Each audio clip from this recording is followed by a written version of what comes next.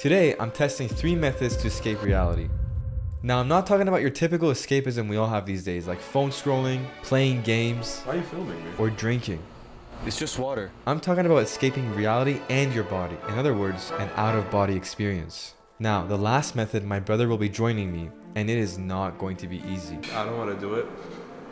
I don't want to come. You see, the reason Amin is overwhelmed is because of different things, like responsibilities, and the most important one, family difficulties. And because of that, Amin has a hard time sitting down alone with his own thoughts, which is exactly what these practices and escapisms require, for you to sit down by yourself and change your focus to have an out-of-body experience. Now the question is, can you both have an out-of-body experience and feel better about life through these practices? Let's find out.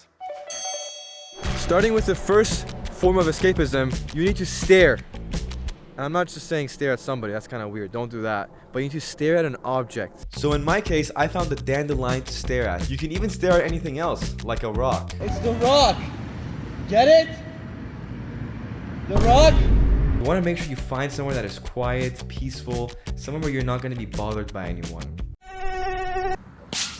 Now let's talk about the benefits of this practice. Our brain is very linked to our eyes, and with TikTok, Instagram, and all these short form content that we're watching all the time, we're becoming less patient than goldfishes, let's just say. By staring down on an object, it helps us be more cognitive, focus more, be able to have some more clarity in our life as opposed to having constant eye movement that is so fast. This is because distractions in the mind translates to micro movements in the eyes. Stillness of the eyes brings stillness of mind. You want to start with keeping your gaze steady on the object you've chosen without blinking or moving your eyes. Then after a minute, your eyes get tired, you want to progress into internal focus by visualizing the object with closed eyes. After a minute or two, you can open up your eyes and repeat this 2 to 3 times. Now I want you to take a look at this image right over here. It is not moving, it's just an image. I want you to try and stare at one dot on the screen. Don't move your eyes even a bit. If while you're staring at one dot on the screen, you notice that other parts are moving, then it's because your mind isn't still. Through practice, you can bring stillness to the image, which translates to stillness in your mind. Now, if you want to see my overall experience with this practice, known as Tritaka meditation, and other escapisms upcoming in this video, stay till the end because I will be sharing it with you. I also wanted to announce that I recently made a new travel channel called Arman on Plane, where I show you guys around the world with cool experiences. Be sure to onboard on this journey with me by subscribing and watching my latest video. I just posted it, go watch it. And now, let's move on to the next practice. I've just seen this app, it's like a meditation app on VR, but I've never actually tried it. I can't imagine myself meditating in this thing, to be honest. We'll see. So this app is called Trip. Let's see the preview real quick. Whoa. World-changing idea. You know, I couldn't believe my eyes. I see that it's like award-winning. It's a part of the top 8 best VR fitness games. It's even apparently the best inventions of 2022. And I'm like, why? Is this really that life-changing? So I open the app and it requires me to log in my mood, which I was feeling anxious but energized, and the experience began. I appear to be floating on water with eternal space around me. This is pretty trippy. It makes sense why it's called Trip. Oh. And as I inhaled and exhaled, there was visuals reciprocating my breath. So I started to feel less anxious and more calm. This is so cool. Now let's play a short game designed to focus your attention. Notice how you control the flight of the figures in front of you. Okay, this is fun. Now let's add some obstacles for you to avoid. The spaces between the objects are like the space between thoughts. In the gaps, you find peace. I thought this is not going to help me at all, but I was feeling a lot more calm. I was feeling a lot more guided. And since you are watching this virtually, I want you to listen and try this guided meditation with me. Reflect upon a moment in your life when you felt truly happy. Perhaps it was a past feeling of true freedom. That moment after overcoming a huge challenge. The awe you felt at the beauty of nature. A deep connection with another person. Let yourself fall into the pure joy and happiness you felt in that moment, transcending time as you bring that joy to this moment right now.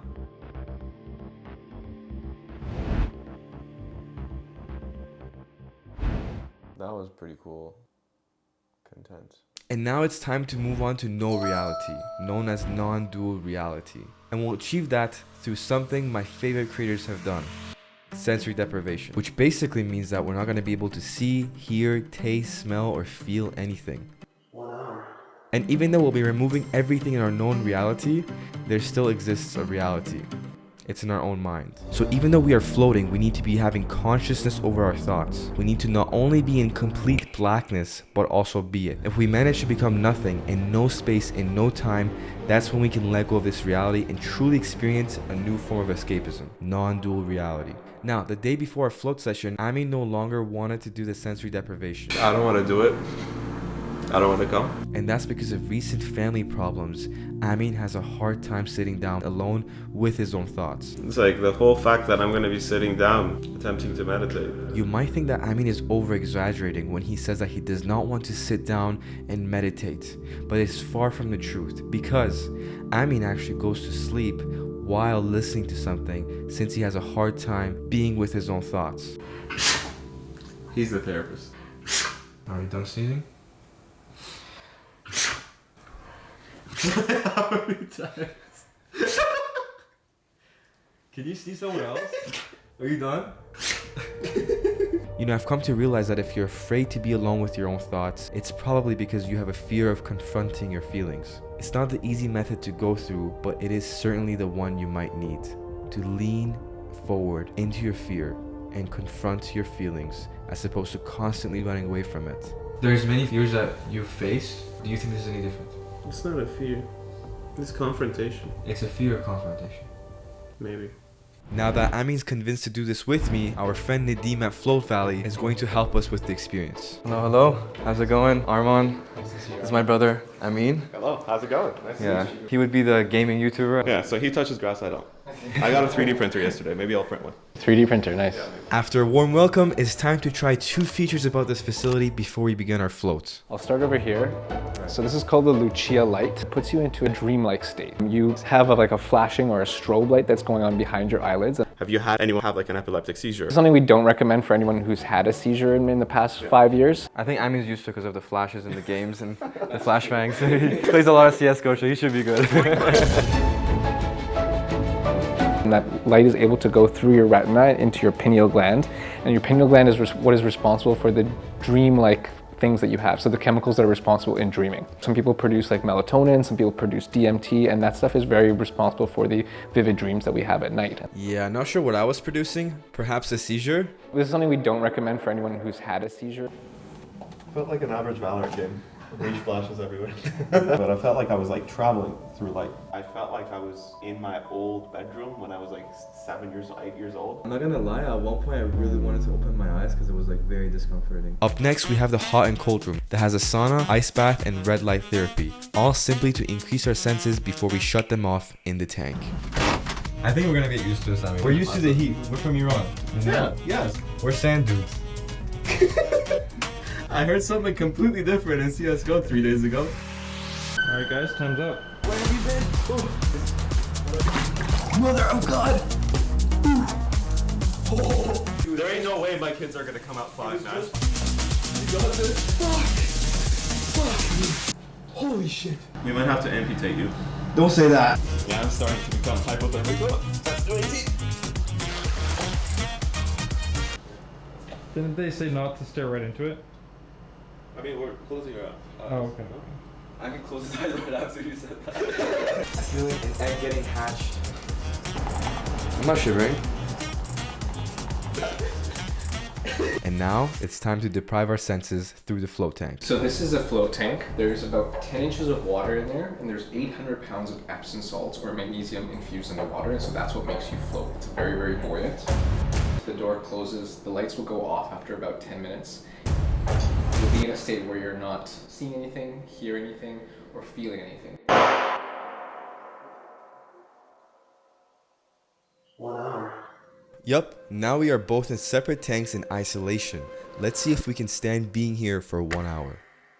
For people that haven't done meditation before, it can be a little bit different. Like being alone with your thoughts and your mind is a different experience. It can sometimes be a little bit uncomfortable. I'm kind of afraid I'm gonna lose my shit. Amin is used to the salt. Once you settle in and after 10 to 20 minutes, they find that they'll relax really, really deeply. Yeah, deep relaxation. That's something Amin and I were struggling with in the first 20 minutes.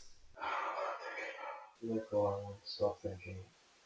It's kind of like the brainwave state that you'd expect to achieve as you're falling asleep. It's that calmness, that peace. You're still awake, but you're very, very, very relaxed. Still no luck for the both of us. I'm still awake. I just realized I've been thinking so much about the future. So once you're in that state, it's called a theta brainwave state. So you're not awake, you're not asleep, you're somewhere in between, and in that point you may have, thoughts that come up, old memories. It may be a way of clearing emotions. It might be a great way to think about a problem that's going on in your life. It's just a place for you to be able to explore your subconscious a little bit more while you're still consciously awake. At this point, Amin's lights were not turning off, and while he tries to fix it, I'm in my tank trying to have an out-of-body experience. No place, nobody, nowhere, and no time. An out-of-body experience is something that definitely occurs a little bit more with experienced meditators or with experienced floaters. I'm not experienced, but thanks for the words of encouragement, Nadim. I didn't come here for nothing. I'm going to leave my body. But being in the float tank for the first time, he probably will need a little bit of adjustment, whether he does 1 session or 2 sessions. And this is the moment where I truly felt like nobody, no one, no thing, nowhere, and no time. And as my body was starting to let go, I suddenly heard a sound. Good morning, sunshine. Hello, sleepyhead. Wait, Amin, did you go in? I did. You're changed up and everything? I thought I would get up and figure out the light situation. The lights are not turning off. I think that was an excuse for my mind just running off. Okay, Amin coming out is reasonable, but let's hear about his experience. But I have no intention of going back in. I lost sense of time. Hated being alone. I felt claustrophobic, even though this room is not the smallest one. I don't know, the sound also. Tinnitus? The tinnitus, yeah. Maybe you need to flow with someone, bro. You want to come in here? No, I think cameraman, Mr. Cameraman, I felt really bad for him. Do you want to float together? He's nodding no. Now here's how I felt about each practice. Escaping reality through the physical practice, I felt truly present after staring at an object. Because I have to stare, it's hard for my mind to wander, so I start to forget about my body and self. Then jumping into virtual, the VR felt like a portal to artificial visuals that enhance your thinking to the present. I had doubts in the beginning, but it worked. And experiencing no reality through the tank, it was like floating in space. No boundaries, just vibes. Now I do think I was close to letting go of my body, and I do think Amin could appreciate the experience more next time. But 1, we need more practice being in nothing. 2, we need more time in the tank.